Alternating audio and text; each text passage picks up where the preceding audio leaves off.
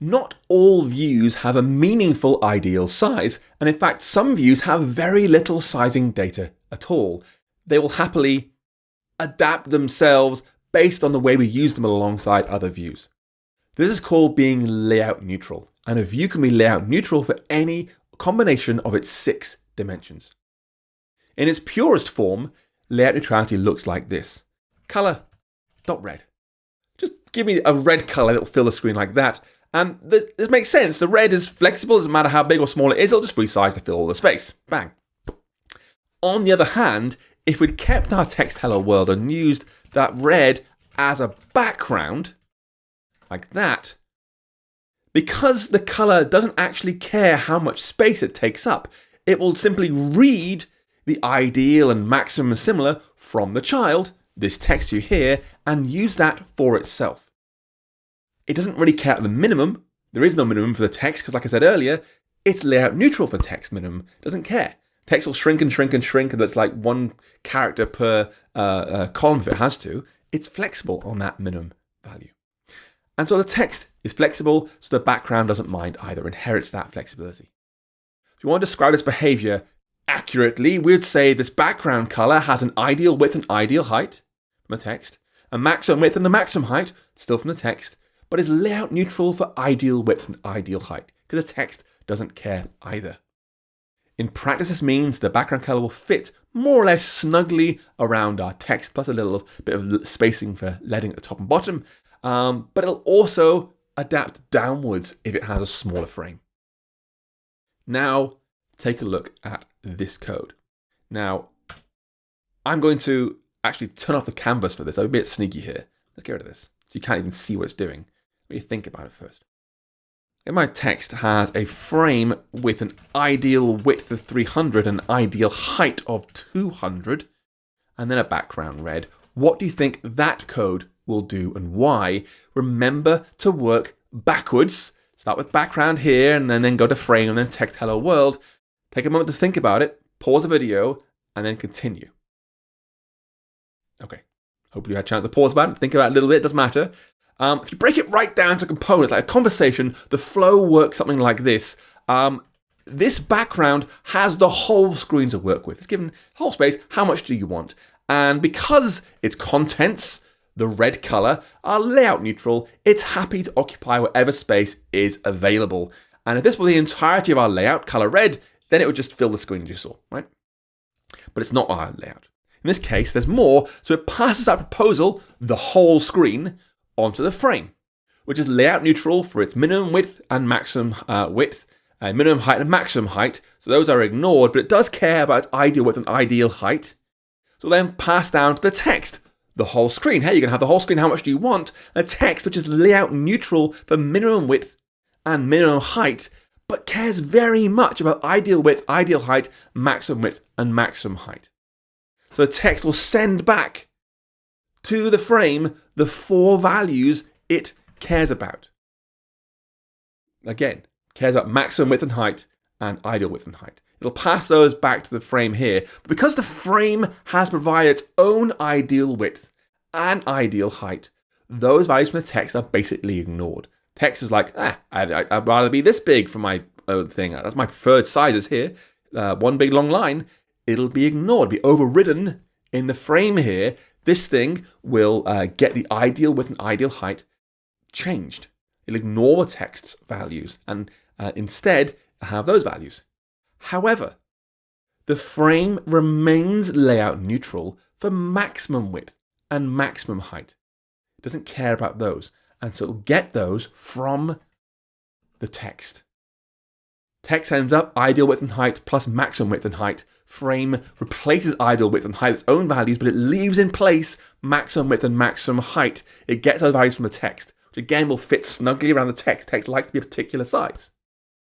And so the frame then sends its final size up to its parent view, this background here, which has a 300 by 200 ideal size. It can be likely that big, but a maximum size of whatever this text says it needs. So like 95 by 20, for example. And so when you see the final layout, it is exactly the same thing. That 95 by 20 gets filled with a red background color. So this is basically doing nothing at all. Yeah, I'd like to be this big. Oh, but by the way, a maximum is whatever the text proposed. So it's really important to try and think about all 6 of these sizing values when working with layouts. They combine together in really interesting ways that might not necessarily make sense at first. But if you break it down to sort of a blow-by-blow conversation, hopefully the exact behavior will become clear. Now, helpfully, all 6 of these sizing dimensions are optionals, which means you can switch between layout neutrality and a fixed value by using a number or nil. This is most commonly done with a ternary operator. So like if I had at state private var uses fixed size is false. And then let's do a vstack here. Actually, do this from scratch a bit. You can go away. I'll have that text, and then below it, a toggle saying fixed sizes bound to is on dollar uses fixed size animation, like that. And I'll give this text a frame. And the width will be, if we're in users fixed sizes mode, 300, otherwise nil. So we're between fixed size and non-fixed size. And what this does now depends on the value of our Boolean. When I go on and off, you can see it growing or shrinking, fit exactly on the text, or be an exact size of my choosing. So when it's true, like it is now, this frame will propose 300 points of width to the text and will force it to be that size ultimately. We'll wrap it around before it goes to the background. And when it's off, it will just propose to the text whatever it receives from the vstack. It does nothing at all. It's just ignored. And so, if this nil forces a view to be layout neutral for one dimension, what happens if we've got a view that's layout neutral for every dimension? And we can certainly do this as a frame modifier, but at some point, every view has to have some sizing data, even if that's just a nominal ideal size, so it keep our layouts from looking weird or exploding or who knows what. And you can see us in action with code like this. If I had a scroll view with color.red inside, you'll see that. Now, ask yourself a simple question. What size can this scroll view meaningfully propose to color.red? Now, usually this thing's happy to fill all the available space in the screen, but it wouldn't make any sense here because it would basically lead to an infinitely sized scroll view. So in this situation, this red color is given a nominal 10-point height, enough that we can see it's being placed on the screen, but it won't expand beyond that.